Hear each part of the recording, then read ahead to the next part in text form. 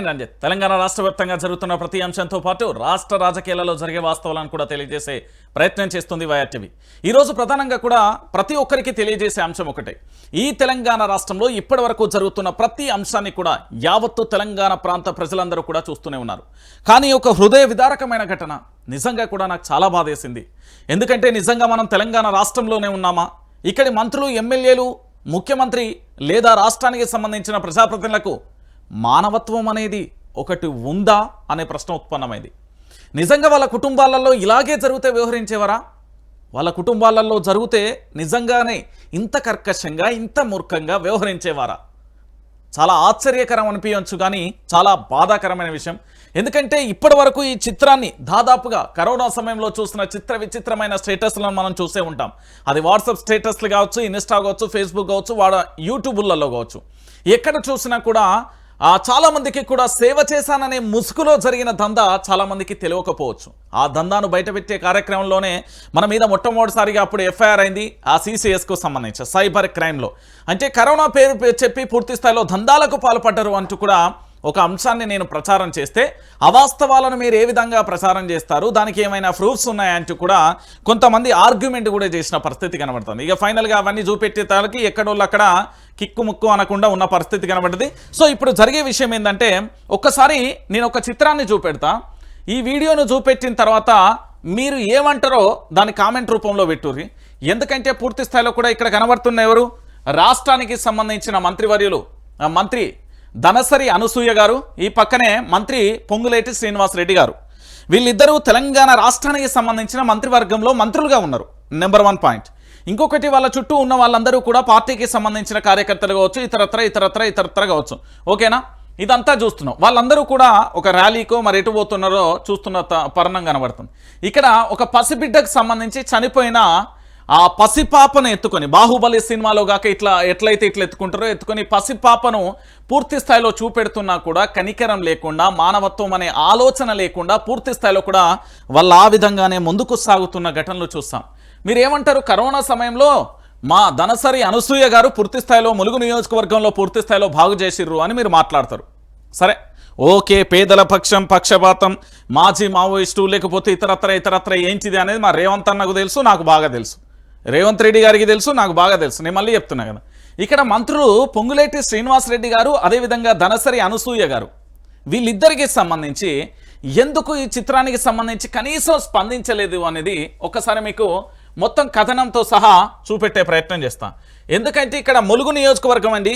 Mulugu road షోలో శిశువు మృతదేహాన్ని చూపిస్తున్న బాధిత కుటుంబాలను పట్టించుకోకుండా ముందుకు సాగుతున్న మంత్రులు పొంగులేటి, పక్కన సీతక్క. ఎంత హృదయ విదారకమైన సంఘటన ఇది. నిజంగా కూడా మంత్రి పొంగులేటి శ్రీనివాసరెడ్డి అన్న, ఏమైందన్నా నీకు?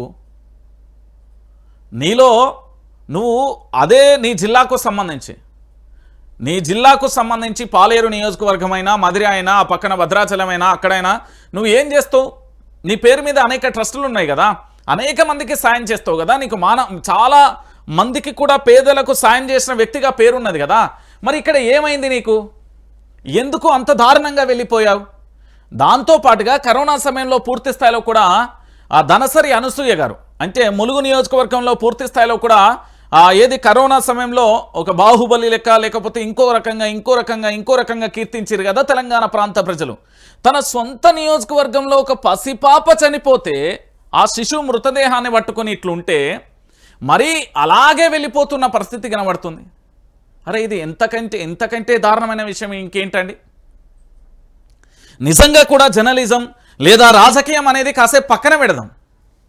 ఒక శిశువు చనిపోతూ ఉంటే, రోడ్ షో చేస్తున్న 2 మంత్రులు వెళ్ళిపోతూ ఉంటే కనీసం వాళ్ళు ఇట్లా చూపెడుతున్నప్పుడు ఆగి ఏం జరిగింది అని కనీసం ఆరా తీసి వాళ్ళ కుటుంబ సభ్యులను ఓదార్చి, అక్కడ ఏమైనా మౌలిక వసతులు లేకపోతే అక్కడ ఏది ఆసుపత్రిలో మౌలిక సదుపాయాలు అందించి, అక్కడ డాక్టర్లు లేకపోతే నిర్లక్ష్యం వహిస్తే సస్పెండ్ చేసి దాని మీద చర్యలు తీసుకోవాల్సిన బాధ్యత వాళ్ళపై ఉండాలి కదా. ఎందుకంటే మనం మనుషులమండి. గొర్రెలమో, బర్రెలమో, జంతువులమో అయితే బాగానే, జంతు జాతికి సంబంధించిన అయినా మనలో ఉన్న అన్ని రకాల హార్మోన్స్, అన్ని రకాల ఫీలింగ్స్, అవయవాలు అనేది సక్రమంగానే పనిచేస్తాయి కదా. మరి ఈరోజు తెలంగాణ రాష్ట్రానికి సంబంధించిన ప్రజలందరూ దీనికి ఏమనుకుంటుర్రో మీరు కామెంట్లు చేయరు. ఎందుకు అంటే పూర్తి స్థాయిలో కూడా తెలంగాణ రాష్ట్ర వ్యాప్తంగా ఇంత దారుణమైన పరిస్థితి ఏర్పడతా ఉంటే, ఇంత దారుణంగా వెళ్ళిపోతూ ఉంటే నిజంగా కూడా నాకు ఆశ్చర్యం అనిపించింది. మరి మనం తెలంగాణ రాష్ట్రంలోనే ఉన్నామా, లేకపోతే ఆఫ్ఘనిస్తాన్లో ఉన్నామా, లేకపోతే వేరే రాష్ట్రానికి ఏమన్నా వెళ్ళిపోయినామా అనే హృదయం తనలాడింది. ఒక రకంగా చెప్పాలంటే కన్నీళ్ల తాండవం చేసింది. ములుగు నియోజకవర్గం అటవీ ప్రాంతానికి సంబంధించి పూర్తి స్థాయిలో అటవీ వనరులకు సంబంధించి అక్కడ ఉండే అనేక సంపద మీద ఆధారపడి పనిచేసి బతుకుతారు. అలాంటి ములుగు నియోజకవర్గానికి ప్రాతినిధ్యం వహిస్తున్న మా ధనసరి అనసూయ గారు, మంత్రి పొంగులేటి శ్రీనివాసరెడ్డి గారు ములుగు జిల్లాలో రోడ్ షో చేస్తూ ఉంటే, కనీసం ఆ పాప మృతదేహాన్ని ఇట్లా చూపెడతా ఉంటే, అలాగే వెళ్ళిపోతూ ఉంటే ఎలా? వీళ్ళని ఇక ఎమ్మెల్యేలుగా, మెంబర్ ఆఫ్ లెజిస్లేటివ్ అసెంబ్లీ సభ్యులుగా, మినిస్టర్స్గా ఎట్లా కీర్తించాలి? ఎందుకు కీర్తించాలి? మరి అక్కడ ఉన్న అధికారుల తప్పిదమా, ఈ మంత్రుల తప్పిదమా? కనీసం అధికారులు తప్పు చేసేలే, లేకపోతే ఆసుపత్రికి సంబంధించి ఏదైనా తప్పు జరిగితే మానవత్వమైన కోణంలో ఆగాల్సిన బాధ్యత వీళ్ళపై లేదా అండి? ఒకసారి ఈ వార్తను మీ అందరికీ నేను చూపెట్టే ప్రయత్నం చేస్తా. ఎందుకంటే ఆ పాప కుటుంబ సభ్యులకు సంబంధించి నాకు నిజంగా కూడా ఆ వీడియో చూసినప్పుడు నిజంగా ఒక మనిషిగా అరే భయ్ ఏం మంత్రులు భయ్ వీళ్ళు అనిపించింది. అడా మీరు ఖమ్మం జిల్లానికి వెళ్తే పిఎస్ఆర్ ట్రస్ట్ అని ఉంటుంది, పొంగులేటి శ్రీనివాసరెడ్డి గారిది. ఆయన సేవలు చేస్తారు. కరోనా సమయంలో ధనసరి అనసూయ గారు కూడా సేవ చేసిళ్ళు. మరి ఈరోజు పూర్తి స్థాయిలో ఎందుకు ఇంత కర్కశంగా వెళ్ళిపోయారు అనేది నాకు ఇప్పటికీ అర్థం కాని ప్రశ్న. ఇది $1 మిలియన్ ప్రశ్న. మంత్రులుగా, ఎమ్మెల్యేలుగా, దాంతోపాటు పూర్తి స్థాయిలో వాళ్ళు పనిచేస్తున్నప్పుడు ఈరోజు జరిగిన ఈ హృదయ విదారకమైన సంఘటనకు సంబంధించి చాలా బాధ అనిపించింది నాకు. అరే ఇదేం పరిస్థితి, ఇదేం ఘోరం అంటూ అనిపించిన పరిస్థితి కనబడుతుంది. ఒకసారి చూడండి. పసి ప్రాణమా పోని, ఓ తల్లి రోదన మధ్య మంత్రుల రోడ్ షో, ప్రభుత్వ వైద్యుల నిర్లక్ష్యం కాన్పు, వేల శిశు మృతి, న్యాయం చేయాలంటూ బాధిత కుటుంబం రాస్తోరోకో. అదే రహదారిపై మంత్రులు పొంగులేటి సీతక్క ర్యాలీ, నిరసన తెలుపుతున్న వారిని లాగిపారేస్తున్న పోలీసులు.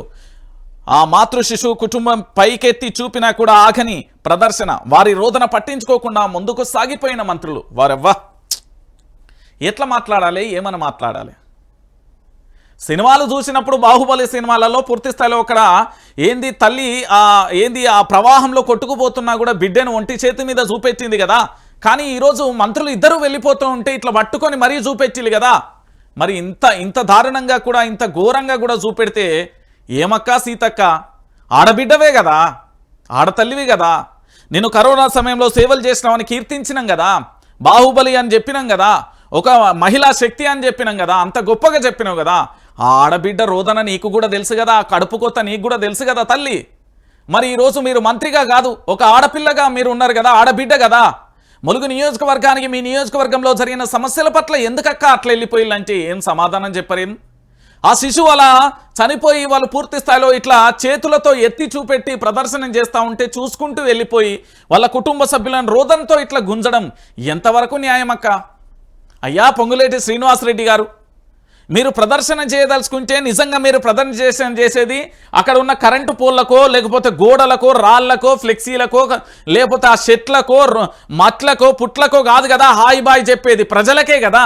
అక్కడ ప్రజల సమస్యలు తాండవించినప్పుడు మానవత్వమైన కోణంలో కనీసం మాట్లాడాలని లేదా? ఈ విషయాన్ని ఒకసారి చూడండి. ప్రజాపాలన వారెవ్వా, ముఖ్యమంత్రి యనుమల రేవంత్ రెడ్డి గారు ఎక్కడున్నారో నాకు తెలియదు. పాపం జపాన్లో ఉన్నట్టున్నాడు మా అన్న చాలా బిజీగా ఉన్నాడు. ఎందుకంటే పాపం ఆయన తలకాయ నొప్పి ఆయనకే ఉన్నది. నేను చెప్తా, లాస్ట్లో చెప్తా.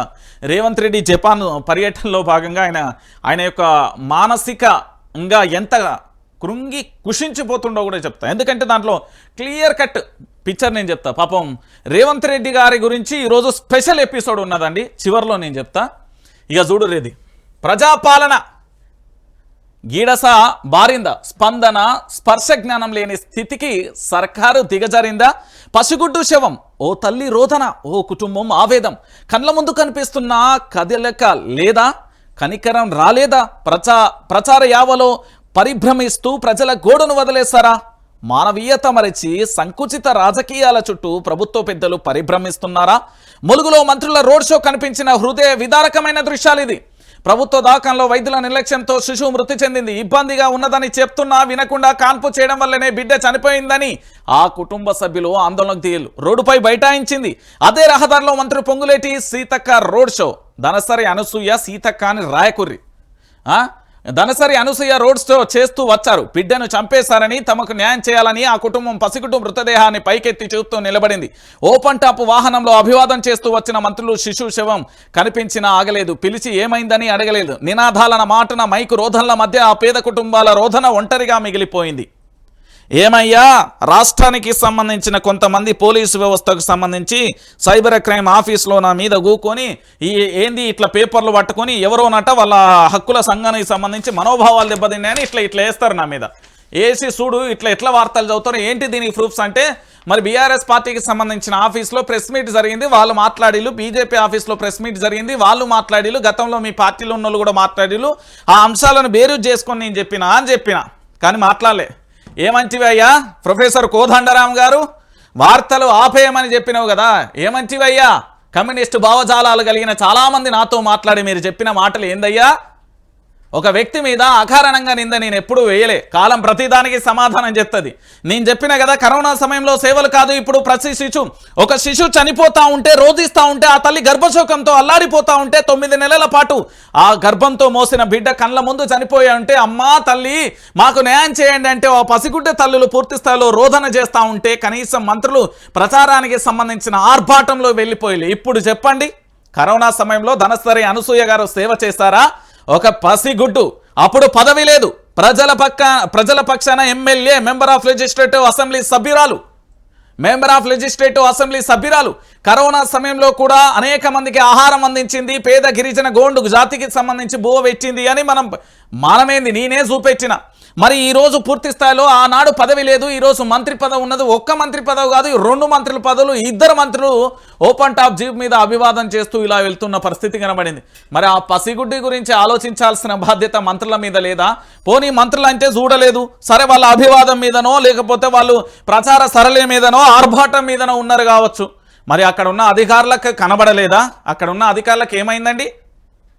అక్కడ ఉన్న అధికారుల మంత్రులతోనే అక్కడ వాళ్ళకున్న సంబంధించిన శాఖకు సంబంధించిన అధికారులు అందరూ వస్తారు కదా, ఏమైందండి ఈరోజు చెప్పండి. ఇప్పుడు తెలంగాణ ప్రాంత బిడ్డలారా, సేవ అనే మాటన ముసుగు తొలగించబడ్డది. చెప్పిన కదా, అధికారం ముందు ఒక లెక్క, అధికారం రాని అప్పుడు మరో లెక్క, అధికారం వచ్చిన తర్వాత ఒక లెక్క, అధికారాన్ని అనుభవించేటప్పుడు మరో లెక్క. అంతకు మించి పెద్దగా ఇక్కడ ఏమీ కనబడదు. ఎందుకంటే పసి ప్రాణం దాని యొక్క విలువ లేకుండా పోయింది. ములుగు నియోజకవర్గంలో ఒక బిడ్డ చనిపోతా ఉంటే వాళ్ళు పూర్తి స్థాయిలో ఇట్లా పైకెత్తి చూపెడితే కూడా కనీసం స్పందించలేదు. బాధ అనిపిస్తుంది. మా ధనసరి అనసూయ అక్క గారు పూర్తి స్థాయిలో స్పందించాలి. దీని మీద విచారణ వేస్తారా, లేదా పొంగులేటి శ్రీనివాసరెడ్డి గారు మీరు విచారణ చేస్తారా, లేకపోతే ఆ కుటుంబానికి న్యాయం చేస్తారా, లేదా మంత్రి పదవికి మీరు ఇద్దరు రాజీనామా చేస్తారా? ఇద్దరు రాజీనామా చేసినా చాలా హ్యాపీ, సంతోషపడతారు. అటు ఖమ్మం జిల్లా ప్రజలు, ఖమ్మం జిల్లాకు సంబంధించిన ఉమ్మడి ఖమ్మం జిల్లాకు సంబంధించిన ప్రజలు సంతోషపడతారు, ఇలా ఉమ్మడి ములుగు జిల్లాకు సంబంధించిన ప్రజలు కూడా సంతోషపడతారు. ఎస్, నేను మాట్లాడేది వాస్తవం, అవాస్తవం కాదు. ఆధారాలు ముంగటేసి మాట్లాడుతున్నా. ఇంత స్పష్టంగా వెళ్తూ ఉంటే వీడియోలో, ఒకసారి మళ్ళీ వీడియో ప్లే చేస్తా చూడుర్రి. ఇంత స్పష్టంగా వెళ్తూ ఉంటే కనీసం మంత్రులకు సంబంధించి మంత్రి ధనసరి అనసూయ గారు, పొంగులేటి శ్రీనివాసరెడ్డి గారు, ఇక్కడ పాపను ఎత్తుకున్న ఈ దృశ్యాలు. ఎందుకంటే యూట్యూబ్ గైడ్లైన్స్ ప్రకారం బ్లర్ చేసినాం కాబట్టి మీకు చూపెడుతున్నాం. ఇక్కడ శిశు మృతదేహాన్ని పట్టుకొని వెళ్తున్న పరిస్థితి కనబడుతుంది. ఏమైంది? వాళ్ళకి న్యాయం చేయాల్సిన బాధ్యత లేదా? వాళ్ళని కాపాడాల్సిన బాధ్యత లేదా? ఆ కుటుంబానికి ఓదార్పు ఇవ్వాల్సిన బాధ్యత లేదా? ఆ రోజు పూర్తి స్థాయిలో కూడా హెచ్డీ కెమెరాలు పెట్టుకొని పూర్తి స్థాయిలో కరోనా సమయంలో సేవ చేస్తున్నామని అప్పుడు చేశారు. నేను కాదు అంటలే, సేవ జరిగింది కాదు అంటలేను. మరి ఆ రోజు సేవ చేసిన ఆలోచనలు ఉన్నప్పుడు ఈరోజు ఒక ప్రాణం పోయినప్పుడు కాపాడాల్సిన బాధ్యత ఇదే మా అక్క మీద లేదా? సరే, తెలంగాణ సమాజం కూడా అందరూ ఆలోచించాలి. ఒక గొర్రె పోయి బాయిల పడితే అన్ని గొర్రెలు పోయి బాయిల పడ్డట్టుగా ఆలోచన చేయకండి మీరు. ఈరోజు కాంగ్రెస్ పార్టీయా, బీఆర్ఎస్ పార్టీయా, బీజేపీ పార్టీయా, ఎమ్మెల్యేనా, మినిస్టరా అనేది పక్కన పెడుతున్నా. నేను మానవత్వమైన కోణంలో పూర్తి స్థాయిలో కూడా నేనేం చెప్తున్నా అంటే, ఒక అరణ్య రోదన, ఒక తల్లి గర్భకోశం గురించి మాట్లాడుతున్నా, ఒక తల్లి ఆర్తనాదాల గురించి మాట్లాడుతున్నా, ఒక కుటుంబం రోదన గురించి మాట్లాడుతున్నా, ఏంది ఈ దేశ పౌరుడిగా, ఈ రాష్ట్ర పౌరుడిగా, జిల్లాకు సంబంధించిన పౌరుడిగా నిరసన తెలిపే హక్కు లేకుండా వాళ్ళను ఈడ్చి పడేసిన పోలీసులను అడుగుతున్నా ఈరోజు. ఇదేనా న్యాయం? ఇదేనా తెలంగాణలో? ఇదేనా ప్రజాపాలన?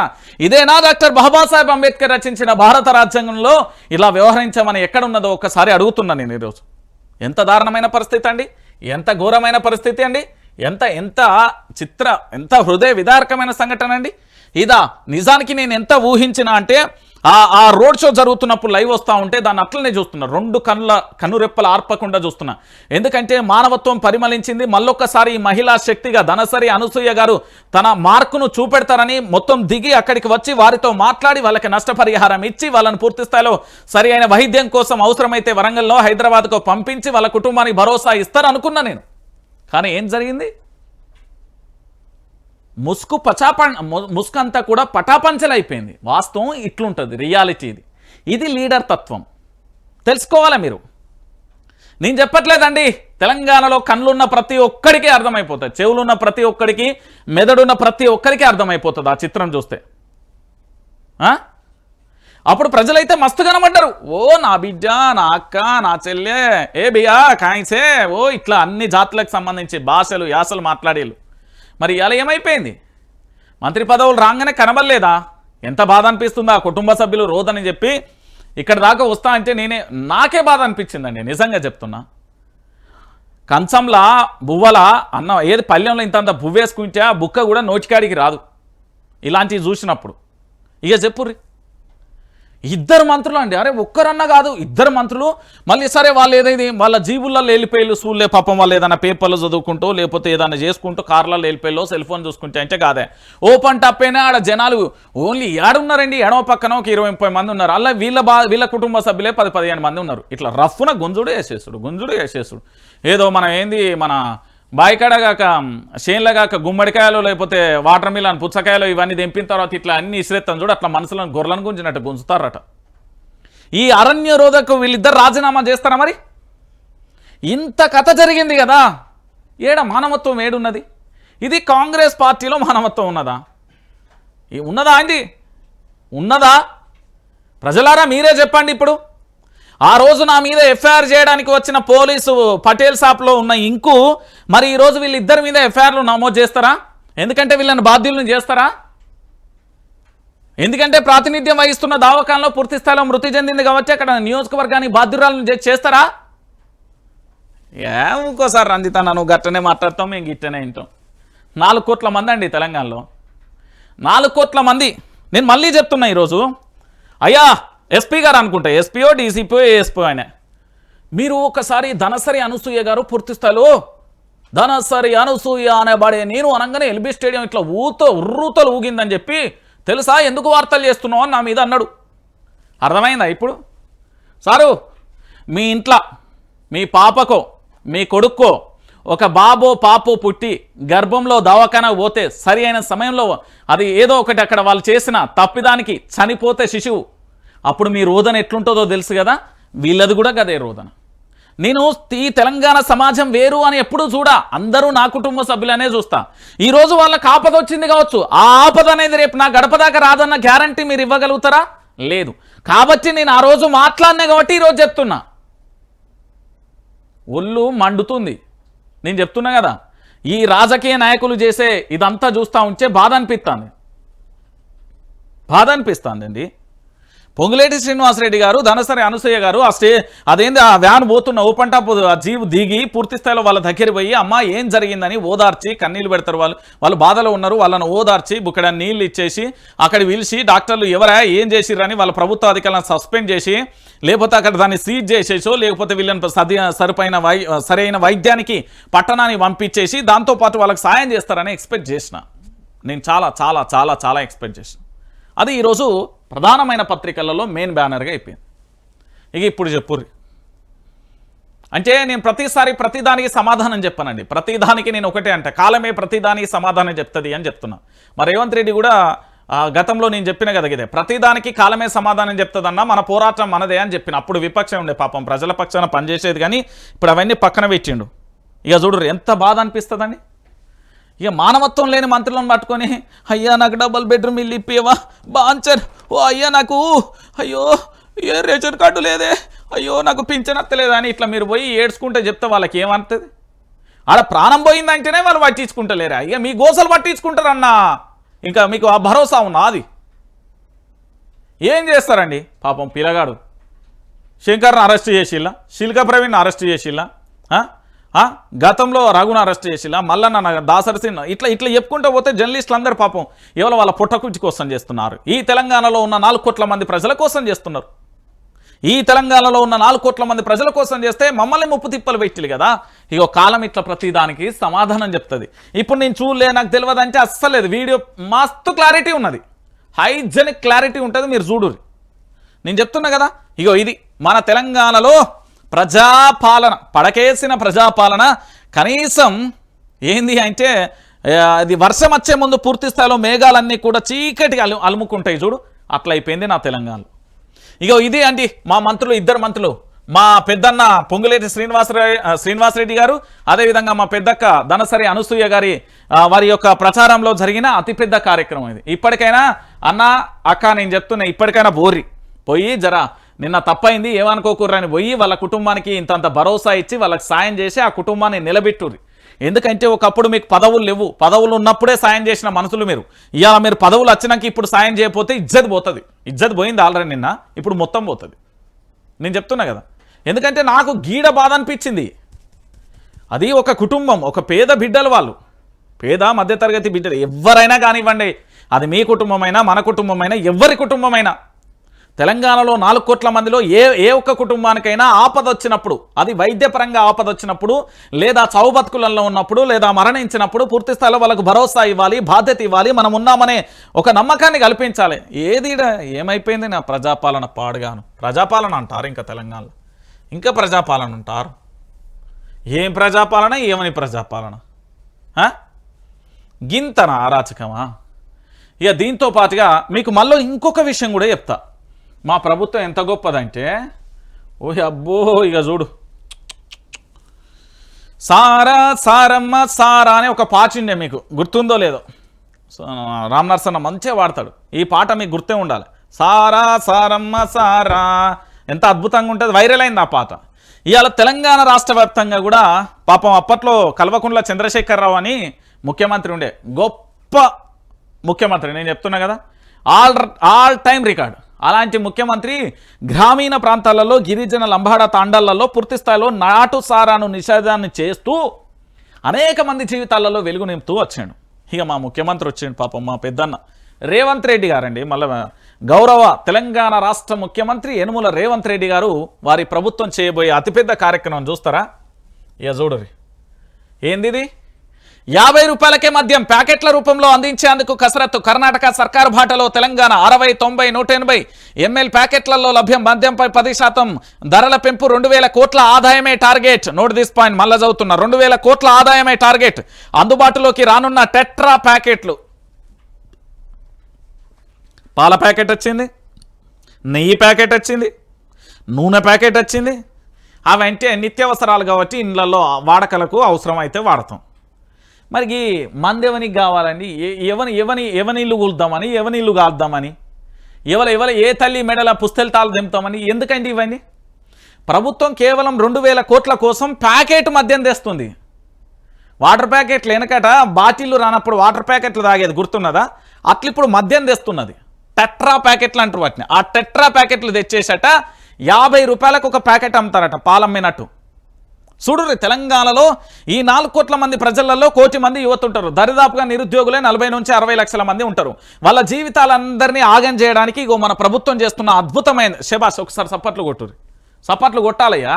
ఈ ప్రభుత్వానికి ఇంత అద్భుతమైన తెలివితేటలు ఉన్నాయి. ఓ పరిశ్రమ తెద్దాం, దాని నుండి వచ్చే ఆదాయాన్ని ఇన్కమ్ ట్యాక్స్ మీదనో మనకు లాభాలు వచ్చేటట్టు ఇతరత్ర మార్గాలు ఏవి పారిశ్రామిక రంగంలో అడుగు పెడతలేదు. టెట్రా ప్యాకెట్లు తెత్తాం, సార తెత్తాం, మద్యం తెత్తాం. ఎవరి కోసం అండి నాకు అర్థం కాదు.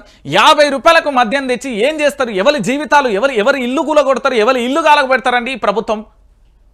ఈ ప్రభుత్వం అన్నా మనం ప్రజల చేత ప్రజల కొరకు ఎన్నుకోబడ్డ ప్రభుత్వం. మళ్ళీ ఎంత బాధాకరమైన విషయం అండి.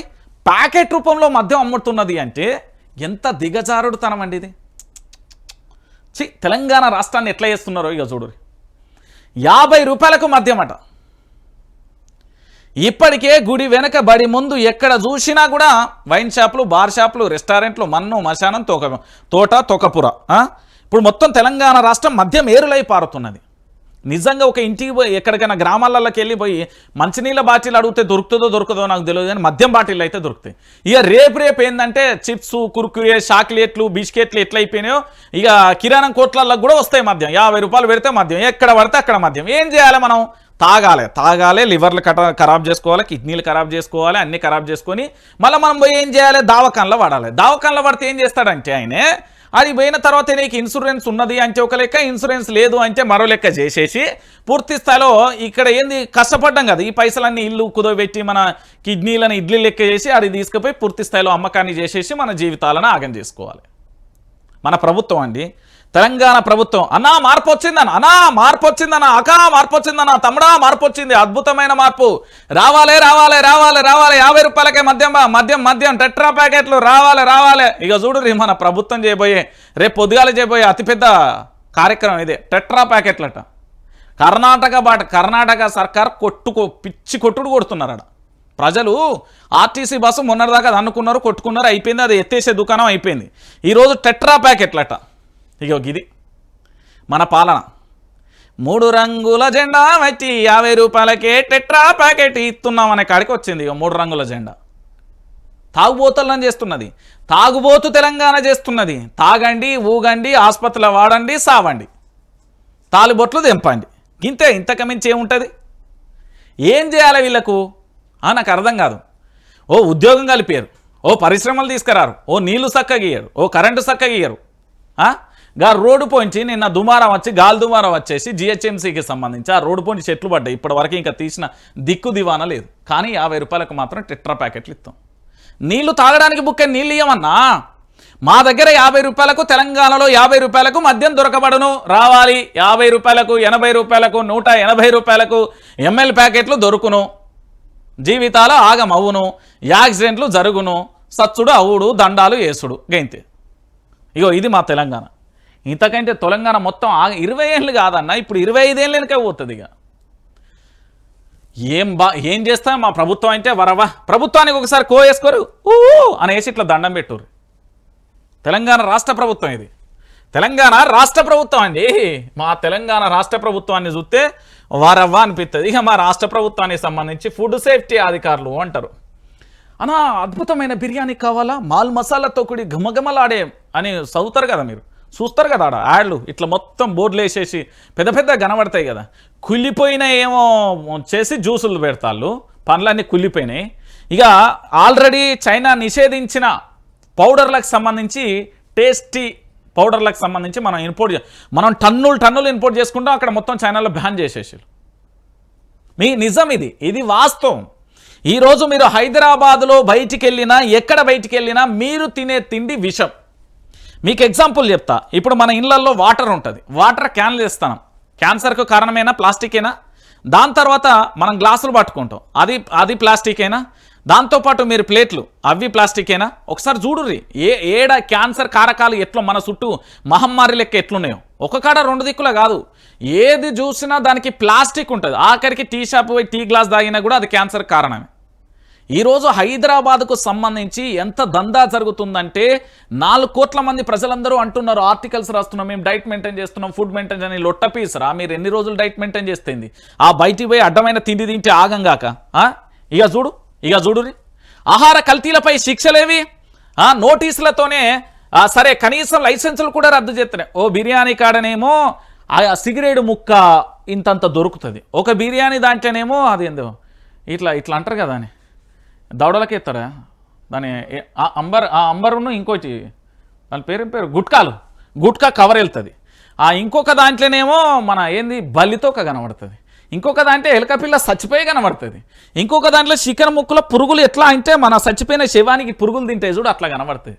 కానీ గుమగుమలాడుతుంది. వాడు చెప్పిండట, వాడేదో ఇంట్లోకి వెళ్ళి అండినట్టు ఇక చేస్తూ ఉంటాడు. కథం ఇక పోయి తింటారు హోటల్ పోయించి. ఇక చూడుది మా హోటల్ ఎంత అద్భుతంగా ఉంటాయంటే, కనీసం ఇక్కడ హైదరాబాద్లో పేరు మోసిన ప్రతి హోటల్లో కూడా గలీజ్ తిండి ఉన్నది. గలీజ్ తిండి. అది ఆ హోటలా ఈ హోటలా కాదురా నాయన, ఏ హోటల్ అయినా వాడు ఆఖరికి ఇట్లా చెమటత్తా అంటే ఇట్లా అంటాడు, ఇట్లా తూ అంటాడు. మనకేం తెలుసు, మనం పోయి అది తినాల్సి వస్తుంది. నేను చెప్తున్నా, హైదరాబాద్లో మీరు ఇంటి ఫుడ్ కాకుండా బయట ఫుడ్ తింటే మీరు ఏంది అంటే హుస్సేన్ సాగర్ ఉంటుంది కదా, అలా నీళ్లు తాగినట్టే ఆ తిండి తిన్నట్టే. ఇక అంతకు మించి నేను చెప్పలేను. చట్టం ప్రకారం లక్షలలో పెనాల్టీ, జైలు శిక్ష కూడా విధించే అవకాశం ఉంది. గత 2 ఏళ్లలో 300 పైగా కూడా నోటీసులు, కానీ ఒక్కరికే జైలు శిక్ష వల్లే హోటళ్లు, రెస్టారెంట్లు, ఆహార తయారీ కేంద్రాలలో అధ్వానమైన పరిస్థితులు.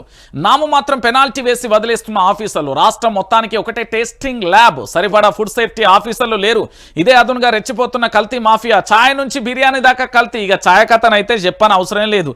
అదేందో యూరియా పొడి తెస్తున్నారు, అలా పోస్తున్నారు, ఇట్లా అంటే కథ నురుగొస్తున్నది, దాన్ని తీస్తున్నారు, ఛాయలు చేస్తున్నారు. ఇది ఓపెన్ టాప్, దీంట్లో ఏ డౌటు లేదు. నేను చెప్తున్నా కదా, చాలా వరకు ఇదే జరుగుతున్నది. ఇక ఏంది ఇవన్నిటికి సంబంధించి మనం మాట్లాడుకుంటున్నామా? అరే గా హోటల్ మా మంత్రుల బామ్మారిది కదా, అరే గీ హోటల్ మా మంత్రుల సడ్డకుంది, అరే గీ హోటల్ మా మంత్రుల తమ్ముందే, అరేగా హోటల్ వాంది. అంత రాజకీయ నాయకుల చేతులు ఉన్నది. ఇక ఎవరిని జైలుకు పంపిస్తారండి? ఏం జైలుకు పోయేటట్టున్నది? ఏం జైలుకు పోతారు? ఒక్కసారి చూడండి. ఇది గచ్చిబౌలికి సంబంధించి ప్రముఖమైన హోటల్లో అపరిశుభ్ర వాతావరణం. ఇది గచ్చిబౌలి అండి. మీరు గచ్చిబౌలి అంటారు కదా, అదేంది సాఫ్ట్వేర్ ఉద్యోగాలు మంచిగా ఇండస్ట్రియల్ ఫైనాన్షియల్ డిస్ట్రిక్ట్కు సంబంధించి ఏరియాలలో ఉండే ఏంది అంటే మనం చూసే ఆహార పదార్థాలు వాడు మంచిగా ప్లేట్లు అన్నీ తీసుకొచ్చి ఇట్లా పెడితే గుమగుమ అప్పటిదే ఆ పాసిపోయింది ఉంటుందో ఏం పాడో దాన్ని వేడి చేసుకొస్తాడు, అక్కడ పెడతా అంటే గుమగుమ అని తింటారు. కానీ వాస్తవం ఏంది? రియాలిటీ ఇది. రియాలిటీ ఇదన్నా తెలంగాణ రాష్ట్ర వ్యాప్తంగా రియాలిటీగా ఇగో ఇది ఫుడ్. ఇక చూడరు, ఇగో ఫ్రిడ్జ్లో పాడైపోయిన ఆహార పదార్థాలు. దీని మీద చర్యలు తీసుకుంటారా మన రాష్ట్ర ప్రభుత్వానికి సంబంధించి? మన ఫుడ్ సేఫ్టీ అధికారులు ఏమైనా చర్యలు తీసుకుంటారా? తీసుకోరు. ఎందుకు తీసుకుంటారు? ఎట్లా తీసుకుంటారు? అది బామ్మార్దిదేనా, ఇది సడ్డకుందేనా, అది అక్క కొడుకుదేనా, ఇది చెల్లె కొడుకుదేనా, అది పెళ్ళం వాళ్ళ తమ్ముందేనా, ఇది భార్య వాళ్ళ చెల్లెదేనా, అది వాని బినామీదేనా, ఇది వీందే. ఇక యా నుండి శిక్షలు వస్తాయండి? ఈడ వార్తలు రాయడానికి అద్భుతంగా ఉంటుంది, నేను చెప్పడానికి మహా అద్భుతంగా ఉంటుంది. మంచిగా గంభీరమైన గొంతుతోని క్లారిటీగా నేను చెప్తా. కానీ రియాలిటీ ఏంది? వీళ్ళ మీద చర్యలు యా నుండి తీసుకుంటారు నాకు అర్థం కాదు. ఏం చర్యలు తీసుకుంటారు అంటున్నా? ఇవేమన్నా చర్యలు తీసుకుంటారట్టున్నదా?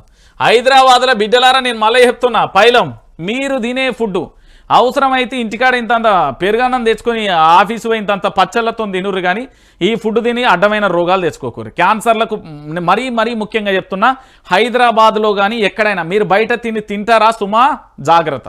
జ్యూసులైనా కూడా అంతే, ఆ కుళ్ళిపోయిన జ్యూసులను అన్నిటి కలిపి ఎక్స్పైరీ డేట్ అయిపోయినాయి, దాంతోపాటు ఆ ఫ్రిడ్జ్లో రోజులు నిల్వలు పెట్టి ఆగమాగం చేస్తున్నారు, పైలంగా ఉండూరి.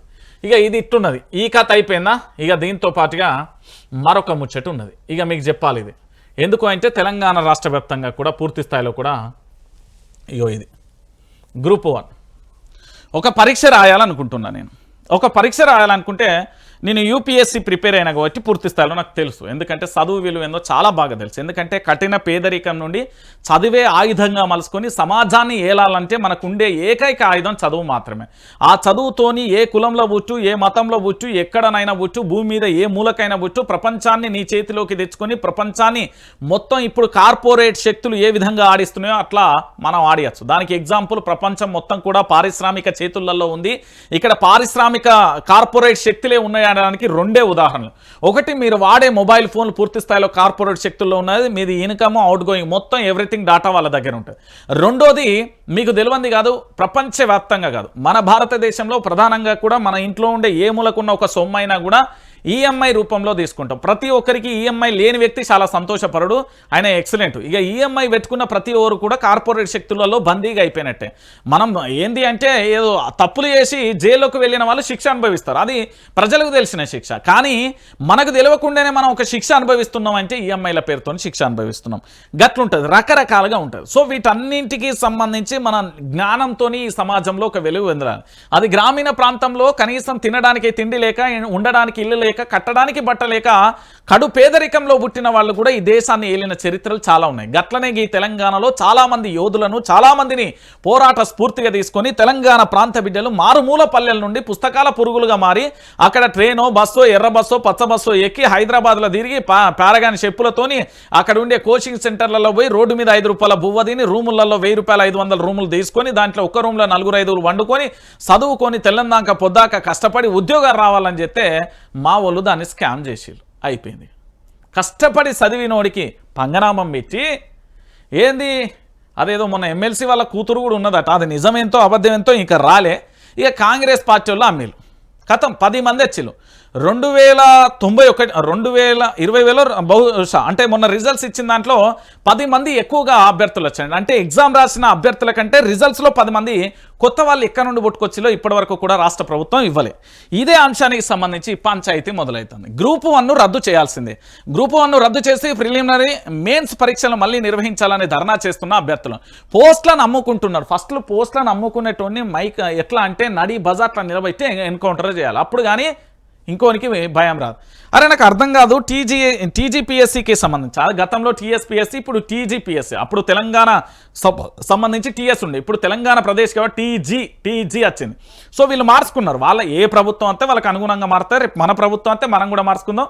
నేను చెప్తున్నా గట్టినే ఉంటుంది, ఇదేం లేదు. పోస్టులను అమ్ముకుంటున్నారు. మళ్ళీ పరీక్షలు నిర్వహించాలి. జీవో 55ని అమలు చేయండి. కాంగ్రెస్ పై నమ్మకం పోయింది. బగ్గుమన్న గ్రూప్ 1 అభ్యర్థులు దద్దరిల్లిన ఇందిరా పార్క్ అంటూ కూడా ఇక్కడ చూసిన పరిస్థితి కనబడుతుంది. అయితే ఇదే అంశానికి సంబంధించి మళ్ళా ఇదే అంశం మీద ఎమ్మెల్సీ ఎవరో మాట్లాడారు, నేను చూసిన. ఎమ్మెల్సీ కవిత కూడా మాట్లాడింది. ఏమన్నది? గ్రూప్ 1 పరీక్షను రద్దు చేయాలి. పరీక్ష నిర్వహించిన తీరు, ఫలితాల వెల్లడిపై అభ్యర్థులలో సందేహాలు, ఆల్ టికెట్ నెంబర్లలో కేటాయింపులలో గందరగోళం, రిటైర్డ్ ప్రొఫెసర్లతో వాల్యుయేషన్ చేయాలి. ఆ వాల్యుయేషన్ సీఎంకి ఎమ్మెల్సీ కవిత అంటూ కూడా చెప్పిన పరిస్థితి కనబడుతుంది.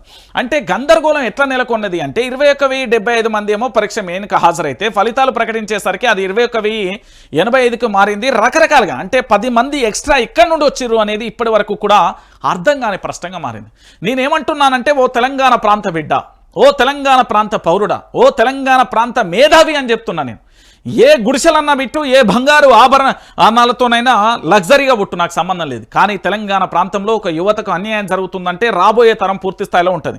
ఇప్పుడు వీళ్ళు పైసలు పెట్టే కొనుక్కున్నారు కావచ్చు గ్రూప్ 1 ఉద్యోగం. వానికి గవర్నమెంట్ స్పెల్లింగ్ రాదు, అడ్మినిస్ట్రేషన్ స్పెల్లింగ్ రాదు, కాగితం ఇంగ్లీష్లో చదువు రాదు, సంతకాలు పెట్టు రాదు. వాడు ఎంత 50 లక్షలు, 1-2 కోట్ల రూపాయలు ఇచ్చేసి ఉద్యోగం కొన్నాడు. కొన్నాక వాడు ఏం చేస్తాడు? మళ్ళీ పైసలు ఎట్లా సంపాదించుకోవాలని చూస్తాడు తప్ప నేను మంచి చేయాలి, ప్రభుత్వానికి ప్రజలకు వారధిగా ఉండే ప్రభుత్వ శాఖలో నేను పనిచేస్తున్నా, దీంట్లో పూర్తి స్థాయిలో ప్రజలకు సంక్షేమ పథకాలు అందించాలనే ఆలోచనతోనే ఉంటాడా? వాడు వచ్చిందే దొంగదారిన, దొడ్డిదారిన వచ్చిండు. దొంగన కొడుకులు అందులో నుంచి సొర్రీరు. మరి వాళ్ళను పూర్తి స్థాయిలో కట్టడి చేయాల్సిన బాధ్యత ఉంటుంది. వాని ప్రభావం ఆ జిల్లాకు సంబంధించి గ్రూప్ 1 అంటే ఏంది? పూర్తి స్థాయిలో ఐఏఎస్ క్యాడర్, ఐపీఎస్ క్యాడర్ తర్వాత ఉండే క్యాడర్ అది గ్రూప్ 1 అంటే. దాంట్లో పెద్ద పెద్ద పోస్టులు ఉంటాయి. ఇప్పుడు వాడిని ఆడి తీసుకుపోయి పోస్టింగ్ ఎత్తే వాడేం చేస్తాడు అంటున్నా. వాడు గదే పేదాల రక్తాన్ని తాగుతాడు, గదే కార్పొరేట్ శక్తుల దగ్గర బానిసలుగా చేస్తాడు, వాళ్ళు ఇచ్చే నెల మామూళ్ళ కోసం ఆశపడతాడు. అదే నీతి, నిజాయితీ, నిబద్ధతతో, క్రమశిక్షణతో చదివిన నిరుద్యోగి వాళ్ళని ఎదిరిస్తాడు, బెదిరిస్తాడు. ఖబర్దార్ ఇది గవర్నమెంట్, నేను పచ్చ పెన్నుతో సంతకం చేస్తే బిడ్డ నీ వ్యవస్థ కార్పొరేట్ శక్తి మొత్తం కింద పడుతుంది అంటాడు. అంటే డిఫరెన్స్ చెప్తున్నా. ఎందుకంటే తెలంగాణలో ఈరోజు పూర్తి స్థాయిలో గ్రూప్ 1 విద్యార్థులు మళ్ళొక్కసారి రోడ్ల మీదకి వస్తున్నారు, మళ్ళొక్కసారి ఆందోళన బాట పడుతున్నారు, మళ్ళొక్కసారి వాళ్ళు పూర్తి స్థాయిలో కన్నీళ్లు పెడుతున్నారు. అంటే ఇంతకంటే దారుణం, ఇంతకంటే అధ్వానమైన పరిస్థితి ఇంకేం చూడాలి? అంటే తెలంగాణలో ఇప్పటికీ కూడా నిరుద్యోగులు ఇంకా కూడా కడుపేదరికంలో తినడానికి తిండి లేక వాళ్ళు ఇంకా కూడా ఉద్యోగాల కోసం ఎదురు చూడాలా? ఎండమావిలా ఎండాకాలం వచ్చింది, ఎండమావిలా ఇంకా ఎదురు చూస్తూనే ఉండాలా? వాళ్ళ జీవితాలలో కనీసం వెలుగు నింపరా? వాళ్ళ బ్రతుకులలో వెలుగు రావద్దా? వాళ్ళ తల్లిదండ్రులను ఏదో కారు కొనుక్కొని ఒకసారి అలా కూర్చోబెట్టుకొని అట్లా తిప్పాలి, వాళ్ళు ఇల్లు కట్టుకోవాలి, కనీసం వాళ్ళు దొడ్డు బియ్యం తిని, నూకలన్నం తిని, కనీసం సన్న బియ్యం తినాలనే ఆలోచనలతో వాళ్ళు పెద్ద పెద్ద ఆశలతో రారండి. మా జీవితాలు, మా తలరాతలు, బతికే 3 పూటలు మేమేంది, మా కుటుంబం సంతోషంతో బ్రతికితే చాలనుకుని వచ్చే కుటుంబాల నుంచి వచ్చిన విద్యార్థులు వాళ్ళందరూ ఈరోజు ఆ నిరుద్యోగులను ఏడగూకవెచ్చింది మా రేవంత్ సర్కార్. అంటే మళ్ళా గదే రోడ్ల మీద గూకవెచ్చింది, మరి ఆనాడు మేధావులు అని చెప్పి ఆ గొర్రెలు బర్రెలు ఏడున్నాయో నాకు తెలియదు, కానీ నేను బరాబరి మాట్లాడితే ఇంకెక్కువ తక్కువ చేస్తే నా దగ్గరికి వస్తే వేరే దండబడుతుంది. బరాబర్ చెప్తున్నా నేను. ఈనాడు తెలంగాణ రాష్ట్రంలో తెలంగాణ ఉద్యమం సమయంలో ఉన్న మేధావులు వేరు. తెలంగాణ రాష్ట్రం వచ్చినాక 10 ఏళ్ల పాటు కేసీఆర్ ప్రభుత్వం మీద మొరిగిన కుక్కలన్నీ ఆ బద్మాషులంతా ఏడున్నారో ఈరోజు రావాలి, వీళ్ళ పక్కన నిల్చోవాలి, వీళ్ళ కోసం పోరాటం చేయాలి. ఏ తల్లి కన్న బిడ్డలు వీళ్ళందరూ ఎక్కడో మారుమూల గ్రామాల నుంచి వచ్చి కష్టపడి చదివి పుస్తకాల పురుగులు లేక కూకుంటే ఏంది మొత్తం పుండ్లై పూర్తి స్థలం అంత తెల్లందాక పొద్దాక చదివి ఉద్యోగాల కోసం పరీక్ష రాస్తామని వాళ్ళు కష్టపడితే ఈరోజు మళ్ళీ రోడ్ల మీద కూకబెట్టి ఏడబోయిర్రయ్యా మేధావులు? పందికొక్కులు లెక్క ప్రభుత్వం ఇచ్చే తాయిలాలకు ఆశపడి ఉన్నారా? లేకపోతే మానవత్వం అనేది మనిషి సిగ్గుసరం లేకుండా ఇంట్లున్నారా? ఏంది అనేది ఈరోజు నిరుద్యోగులు అడుగుతున్నారు, నేను అడగట్లే, వాళ్ళు అడుగుతున్నారు. అయ్యా ఆ రోజు మమ్మల్ని రెచ్చగొచ్చిళ్ళు, ఉద్యమాలు చేయన్నారు, కృత్రిమ ఉద్యమాలను తీసుకొచ్చిళ్ళు, కేసీఆర్ను గద్దె దించారు. గద్దె దించి ఏం చేసిళ్ళు? వీళ్ళ జీవితాలు ఎక్కడ ప్రారంభమైనాయో మళ్ళీ గాడికే వచ్చినాయి. ఎవరైతే కృత్రిమ ఉద్యమాలు మొదలుపెట్టిలో గాడికే వచ్చినాయి. వాళ్ళ జీవితాలు బాగుపడ్డాయి. ఎవరెవరైతే మేధావులు అనే వాళ్ళు ఉంటారో వాళ్ళ జీవితాలు బాగుపడ్డాయి. చెప్పుర్రి, ఇక మీరే చెప్పుర్రి నాయనా, చెప్పుర్రి, చెప్పుర్రి. తెలంగాణ రాష్ట్రంలో ఉన్న ప్రజలందరూ చెప్పుర్రి. ఈ బిడ్డలకు ఏం సమాధానం చెప్తారు? మీ ఇంట్లో కూడా ఆడబిడ్డలో మగబిడ్డలో ఉంటాడు కదా, వాడు చదివి ఉద్యోగం చేసి అమెరికా ఆస్ట్రేలియా పంపిస్తారు కదా. ఈడున్న ఏంది ఈ ప్రభుత్వం నుండి వచ్చే నెల నెల మామూలు తీసుకొని అవన్నీ కూడా బినామీల పేర్లతోనే అక్కడ పంపిస్తారు. అందరి చిట్టా ఉన్నది రా నాయన. ఒక్కల చిట్టా నేను పేరు చెప్ప, 100 మంది చిట్టా ఉన్నది నా దగ్గర. కానీ నాకు ఒక నీతి నిబద్ధత ఉంటుంది. ఏంటి అంటే వ్యక్తిగత జీవితాల జోలికి పోను, వాళ్ళని నేనేమన్నా. ఎందుకు అంటే భారత రాజ్యాంగం నాకు కల్పించింది ఏంటి అంటే ఒకరి వ్యక్తిని, ఎందుకంటే కష్టపడి వచ్చినాం, ఇంకొకరి జీవితాన్ని మేము అట్లా ఏంది డ్యామేజ్ చేయట్లేదు. నేను చెప్తున్నా, ఇప్పటికైనా మేలుకొని వీళ్ళ పక్షాన నిలబెట్టి వీళ్ళకి న్యాయం చేయాలి. మనం వీళ్ళకి న్యాయం చేయాలి. తెలంగాణలో 40 లక్షల మంది నిరుద్యోగులు ఉన్నారండి. 40 లక్షల ట్వీట్లు పెడితే ప్రభుత్వం గజగజ అనుకుంటూ మీ దగ్గరకు వస్తుందండి. ప్రభుత్వంలో పనిచేసే ముఖ్యమంత్రి, మంత్రులు, ఎమ్మెల్యేలు, ఎమ్మెల్సీలు, ఎంపీలు ఎవరండి? వాళ్ళందరూ మన జీతగాళ్ళు రా నాయన. మనం ఇచ్చే ట్యాక్సులు వాళ్ళు ఎంజాయ్ చేస్తున్నారు. ఆ కార్లు, పెట్రోలు, సెక్యూరిటీ, వాళ్ళు తినే తిండి, ఆ పైసలన్నీ మనయి. మనం జీతాలు ఇస్తాం, వాళ్ళకి అలవెన్సులు ఇస్తాం. ఇంతకంటే దారుణం ఇంకేముంటుంది? ఇంకెన్ని రోజులు కూకోవాలి మా బిడ్డలు ఇట్లా రోడ్ల మీద? ఏ పాపం చేసిళ్ళు మా బిడ్డలు? ఇంతకంటే దారుణమైన పరిస్థితి. ఇంకా ఎన్ని రోజులు ఇట్లా మాట్లాడాలి వాళ్ళు? ఇంకా ఎన్ని రోజులు ఇట్లా చేయాలి అంటున్నా. తెలంగాణలో ఉన్న పూర్తి స్థాయిలో కూడా మనందరం కూడా ఆలోచించాల్సిన పరిస్థితి కనబడుతుంది కదా. ఇక దాంతోపాటుగా ఇంకొక విషయాన్ని చెప్తున్నా. అక్కడ గడబిడ, ఇక్కడ గప్చుప్. కేంద్రం మౌనం వెనుక మర్మం ఏంటి? తన పరిధిలోని HCUలో హైదరాబాద్ సెంట్రల్ యూనివర్సిటీలో కాంగ్రెస్ సర్కార్ ధమనకాండ. 20 రోజుల అరాచకం జరిగిన కిమ్ముమనేని మోదీ సర్కార్ అటవీ వన్యప్రాణి ఆర్థిక ఉల్లంఘనకు పాల్పడిన సైలెన్స్. సాక్షాత్తు సుప్రీంకోర్టు సుమోటోగా స్వీకరించినా కూడా గప్చెప్పు. ఇంప్లీడ్ అవ్వాల్సిన చోట నిమ్మకు నీరెత్తినట్టుగా బీజేపీ సర్కార్. చిన్న కేసులలో వాయువేగంతో స్పందిస్తున్న ఈడీ, సిబిఐ. బెంగళూరులో కుక్క, తమిళనాడులో ఇసుక కేసులపై అమిత ఆసక్తి. ఆర్థిక దోపిడీ యత్నాలు జరిగాయని సిఈసి చెప్పిన no action. Hyderabad central university కేంద్ర మానవ వనరుల మంత్రిత్వ శాఖ పరిధిలోని, అటవీ శాఖ కూడా కేంద్ర పర్యావరణ మంత్రిత్వ శాఖ ఆధీనంలోని. అలాంటి HCEలో ఏది హరిత హననంపై కేంద్రం మౌనంగా ఉండిపోయింది. 20 రోజుల పాటు విద్యార్థుల ఆందోళనలు, పోలీసుల నిర్బంధకాండ, లాఠీచార్లు జరిగినా మోడీ సర్కార్ నుంచి స్పందన లేదు. తెలంగాణలోని కాంగ్రెస్ అడవులను నరికేస్తూ హర్యానా పర్యటనలో ఒక్క మాటతోనే ప్రధాని సరిపెట్టారు. ఏకంగా దేశ సర్వోన్నత న్యాయస్థానమే సుమోటగా కేసును విచారిస్తున్నా కూడా దాంట్లో ఇప్పటి వరకు కేంద్రం ఇంప్లీడ్ కాలేదు అంటూ కూడా కేటీఆర్ ఆరోపిస్తున్న పరిస్థితి కనబడుతుంది. నేనేమంటున్నానంటే పూర్తి స్థాయిలో కూడా నిన్న ఈడీకి సంబంధించి బెంగళూరులో ఒక పెద్ద మనిషి ఉంటాడు. ఆ పెద్ద మనిషి ఏం చేయటం, మన నిజంగా జనాలు ఎంత గొర్రెల లెక్క వ్యవహరిస్తారంటే కొంతమందిని అంటాను నేను. ఏంది అంటే సోషల్ మీడియాలో హైలైట్ కావాలి, సోషల్ మీడియాలో హైలైట్ కావాలి. ఆడేవాడు పేరేం పేరు ఉండే సీన్గాడు అగోరి అన్న ఇంటర్వ్యూ ఉంటుంది చూడరు మీరు. ఎట్లున్నది కొత్త జీవితం అని నేను చెప్తా. ఉన్నదా బయట? నేను మళ్ళీ అప్లోడ్ చేపిస్తా. ఇప్పుడు నేను వాని చరిత్ర అంతా నాకు తెలుసు. సరే ఇక వాని కథ ఏంది, వాళ్ళ లచ్చనం ఏంది మనకేంది కానీ సపరేట్గా వదిలేసిన. వాడు ఉజ్జయిని కాడ ఎట్టుంటాడు, దాంతోపాటు కేదార్నాథ్లు ఏం చేస్తాడు, కాశీలు ఏం చేస్తాడు, వాని కత్తి ఏంది, వాని లచ్చనం ఏంది, ఎవ్వరం ఏంది మొత్తం తెలుసు మనకు.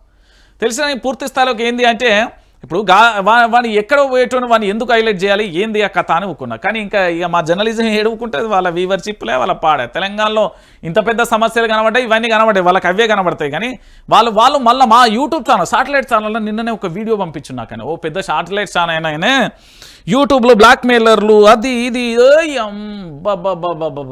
ఏమది మన పేరు గిరీష్ మీద దాడి జరిగిన తర్వాత ఆ ఛానల్ అయినా పోయి బ్రేకింగ్ ప్లేట్లు వేసి తర్వాత అది వెనక మొత్తం వార్తలే చేంజ్ చేసిండట. అయితే నేను ఆ వీడియో కాస్త నా దగ్గరికి వచ్చింది. అసలే మనం ఎట్టుంటుంది, నిప్పు మీద అగ్గెత్తే ఎట్లు బడబడం అంటుందో మనం అట్లా మండిస్తాం, మంట పెడతాం, మళ్ళీ దాంట్లో దహనం కూడా చేస్తాం. మనకు 3 అలవాట్లు ఉన్నాయి. అయితే అది చూసిన తర్వాత అయ్యా శాటిలైట్ ఛానలు ఎవడైతే మా మీద వేసిండో చెప్తున్నా, అరే నాయన శాటిలైట్ సంస్థలలో పనిచేయడం జీతం ఎంతరా? తిప్పి కొడితే 30,000 40,000 దాటది. మరి మీకు లగ్జరీ కార్లు ఎట్లా వస్తాయి, లగ్జరీ విల్లాలు ఎట్లా వస్తాయి, మీ కొడుకులు బిడ్డలు యూఎస్లోకి ఎట్లా పోతారు, మీకు ఆస్తులు తాతలే ముత్తాతల ఆస్తులు ఏడం నుంచి వచ్చినాయి, ఉన్నాయి అసలు లేవు. చాలా మంది చరిత్ర ఉంది. ఒకప్పుడు ఇదే శాటిలైట్లలో పనిచేసేటోళ్ళ వాళ్ళ జీతాలు ఏంది, వాళ్ళ బతుకులేంది. నేను అంటున్నా డైరెక్ట్, అందరిని అనట్లేదు, కొందరినే అంటున్నా. ఎవడైతే మమ్మల్ని విమర్శిస్తాడో ఆనకే చెప్తున్నా. అరే బాబు నువ్వు ఏ ఫ్లైట్లలో ఏ ఢిల్లీలో పోతావో, నీ కొడుకు బిడ్డలను కలవడానికి ఏడికి పోతావో, నీ కథ ఏందో, నీ స్పెషల్ ఫ్లైట్లు ఏందో, నీ ఛానల్ ఏందో, ఏ ప్రభుత్వం వచ్చిన తర్వాత ఎట్లా పోతావో, ఏడబోతావో, నీ గొర్రె బతుకు అంతా నా దగ్గర ఉన్నది. ఏమో తమాషాలు చెప్తున్నావు. యూట్యూబ్ కాదు ఇది, డిజిటల్ మీడియా. మా వల్లనే ప్రభుత్వం. మీ ఛానల్ ఎవడు చూస్తాడు? అంత శోభనం అయ్యిందా, మంచిగా ఉన్నారా, నీకు నచ్చిందా? గివి గొర్రెల ఛానళ్ళ కథ. మాది అట్లా కాదు కదా. అక్కడ తల్లడిల్లిపోతున్న ప్రాణానికి ఊపిరి పోసేందుకు ఆక్సిజన్ లెక్క మేము పనిచేస్తాం. వాళ్ళు అడ్డమైన సోది తీసుకొస్తారు. నేను చెప్తున్నా, ఈ బేకార్స్ న్యూస్ చూడకుర్రి అని చెప్తున్నా. అందుకే వైఆర్టీవీ చూడమని చెప్తా. నేను బాజాప్తగా చెప్తా, గుండె మీద చేసుకొని చెప్తా. వాళ్ళని వేసుకోమని చెప్పమని. ఎవరో స్క్రిప్ట్ రాస్తారు, ఎవరో యాంకర్ పార్ట్ చేస్తారు, ఎవరో దాన్ని ఎడిట్ చేస్తారు, ఎవరో దాన్ని ప్లే చేస్తారు. ఇక్కడ మొత్తం మనదే, రాతకా నుండి ఎండింగ్ వరకు. నేను చెప్తున్నా కదా. సో తెలంగాణలో ఉన్న శాటిలైట్ మీడియాను బంద్ చేయరు. నేను చెప్తున్నా, యూట్యూబ్ల మీద పిచ్చి పిచ్చి రాతలు రాస్తే ఆ రాతలలో మీ పేరు వచ్చే రోజు వస్తుంది. చెప్తున్నా కదా. ఇక్కడ డిజిటల్ ప్లాట్ఫామ్. నా దగ్గర 700 యూట్యూబ్ ఛానళ్ళు ఉన్నాయి. మా డిజిటల్ సామ్రాజ్యం ఇది. 700 యూట్యూబ్ ఛానళ్ళు. ఒక్కసారి అందరు తగలబడ్డారు అనుకో మీ ఛానళ్ళ మీద, ఇక జీవితంలో కోలుకోలేరు ఆ దెబ్బ. ఇప్పటికే ఆల్రెడీ 3-4 ఛానళ్ళు భస్మం అయిపోయినాయి. ఇంకా ఐఐటీ ఛానల్ ఉన్నాయి, అయితే ఇంకో టైం పడుతుంది అంతే. నేనేమంటున్నానంటే హైదరాబాద్ సెంట్రల్ యూనివర్సిటీ రగడకు సంబంధించి ఇప్పటి వరకు కూడా ఎక్కడ వేసిన గంగడి అక్కడనే మారిపోయిన పరిస్థితి కనబడుతుంది. ఇక దాంతో పాటుగా కేసీఆర్ ఎన్ని రోజులా చూడక శుక్రవారం ఎర్రవెల్లి నివాసంలో మహిళా ప్రతినిధులతో నిర్వహించిన సమీక్షా సమావేశంలో మాట్లాడుతున్న బీఆర్ఎస్ అధినేత కేసీఆర్ చిత్రంలో ఎమ్మెల్సీ కవిత, మాజీ ఎమ్మెల్యేలు జీవన్ రెడ్డి, చంద్రావతి, కార్పొరేషన్ మాజీ చైర్మన్ రజనీ సాయిచంద్, తెలంగాణ జాగృతి నాయకుడు నవీన్ ఆచార్య అంటూ కూడా తదితరులు అంటూ కూడా చూస్తున్నాం. ఏంది, మహిళల మనసులో తెలంగాణ భావనను కొలిపితే ఆ భావన కుటుంబానికి, సమాజానికి వ్యాప్తిస్తుంది. అది తరతరాల తెలంగాణ సుభిక్షంగా, శ్రేయస్కరంగా ఉండేందుకు దోహదపడుతుంది. గ్రామం నుంచి రాష్ట్రం వరకు మహిళా శక్తి సిద్ధమైతే ఆ శక్తి తెలంగాణ నడిపిస్తుంది. కేసీఆర్ ఏమన్నాడు? కేసీఆర్ తెలంగాణ అస్తిత్వ పతాకాలను శాశ్వతంగా నిలుపుదాం. మహిళలకు మనమే అస్త్రశస్త్రాలను అందించాలి. వారిలో నాయకత్వ పటిమను పెంపొందించాలి. రేపటి కోసం మహిళా సమాజాన్ని సన్నద్ధం చేయాలి. ఇది రాజకీయ పార్టీగా బీఆర్ఎస్ పై గురుతర బాధ్యత. ప్రతి మహిళలో తెలంగాణ భావనను పాదుకోవాలి. అప్పుడే తెలంగాణ శ్రేయస్కరంగా, సుభిక్షంగా ఉంటుంది. అన్ని వర్గాల మహిళలను భాగస్వామ్యం చేయాలి. వచ్చే నెలలో విస్తృత స్థాయి సమావేశం నిర్వహిస్తాం. బీఆర్ఎస్ అధినేత మాజీ ముఖ్యమంత్రి కేసీఆర్ ఎర్రవల్లిలో ఉమ్మడి వరంగల్ జిల్లా నేతలు, ఎమ్మెల్సీ కవిత నేతృత్వంలో మహిళా ప్రతినిధులతో సమావేశం అంటూ కూడా చెప్పిన పరిస్థితి కనబడుతుంది. నేనేమంటున్నానంటే ఇది తెలంగాణ రాష్ట్రం అంటే 4 కోట్ల మందికి సంబంధించింది.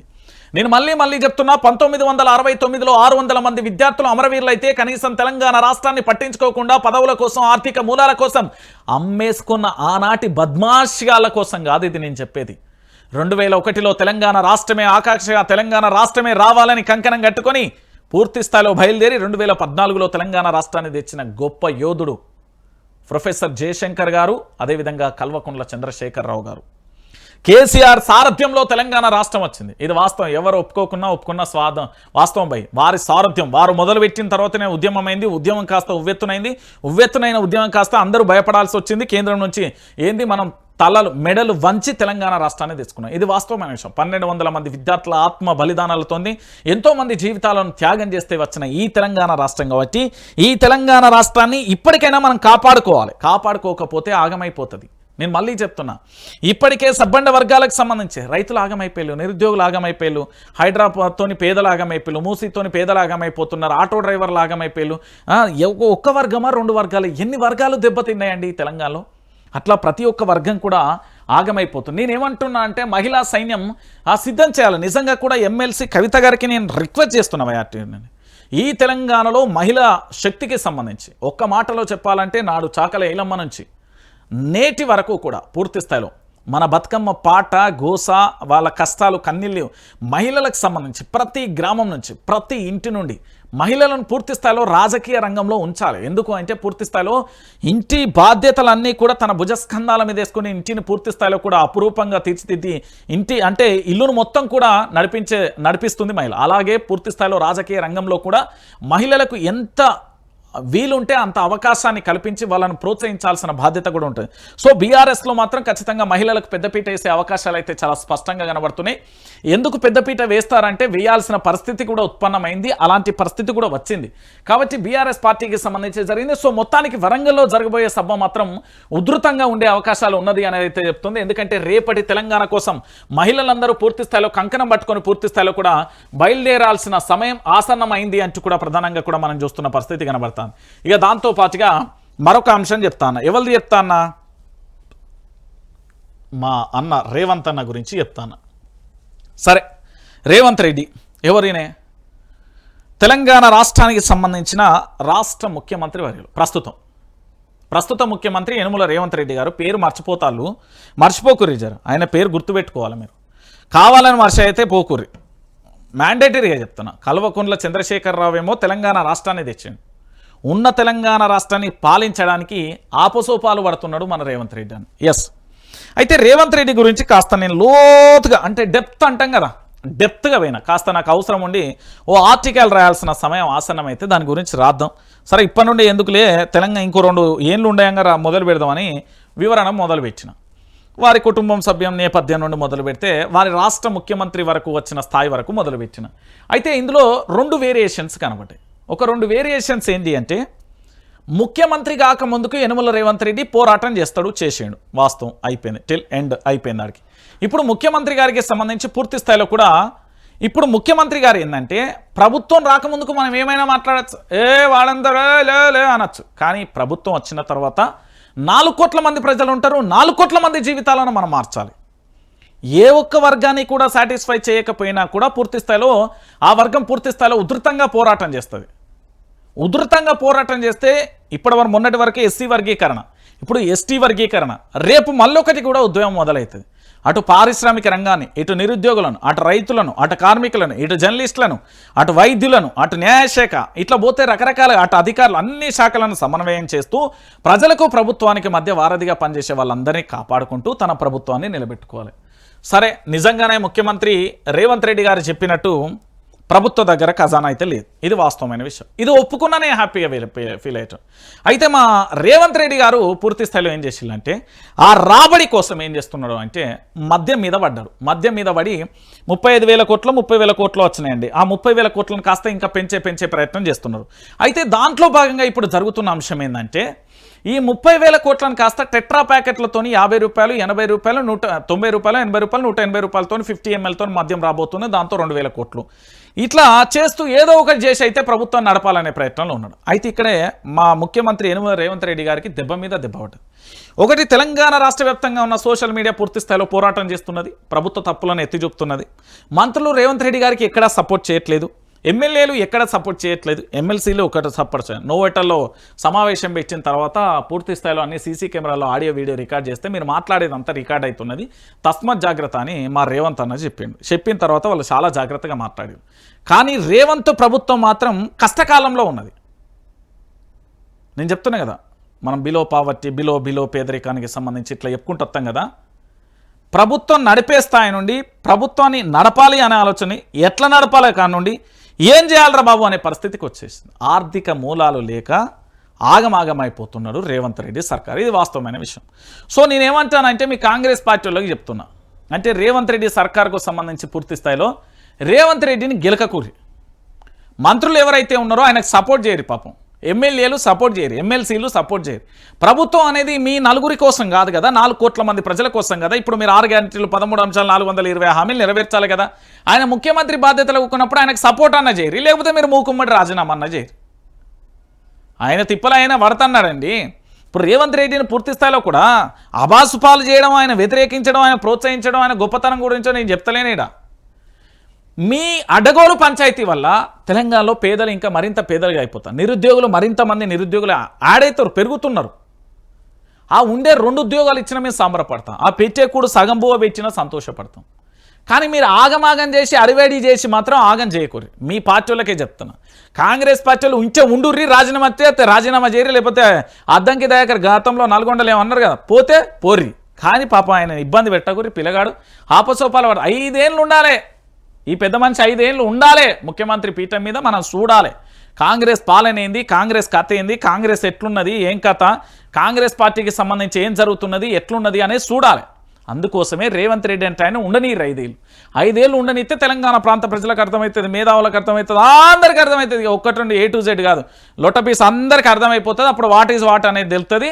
అప్పుడు ఏంది అనేది కూడా అర్థమవుతుంది. జర పైలంగా చెప్తున్నా ఏమనంటే తెలంగాణలో ఈ వైఆర్టీవీని మీరు పూర్తి స్థాయిలో కూడా నాకు నిన్న చాలా మంది మెసేజ్లు పెడుతుండే, కాల్ చేస్తుండే, అన్న మీ ఛానల్కి సంబంధించి చూస్తుంటే పూర్తి స్థాయిలో ఇబ్బందికరంగా అయిపోతున్నదన్న, ఏం వ్యూస్ కనబడతలేవాట, లేకపోతే అదంటే నేను ఏమంటున్నానంటే ఇక కావాలని కొన్ని కుట్రదారు వెన్నుపోటుదారులు. ఇప్పుడు బాహుబలి సినిమా చూసిళ్ళు, బాహుబలి సినిమాలో ఎవరు చేస్తారు, కట్టప్పనే కదా కత్తితోనే, వెన్నుపోటుదారులు మన పక్కనే ఉంటారు.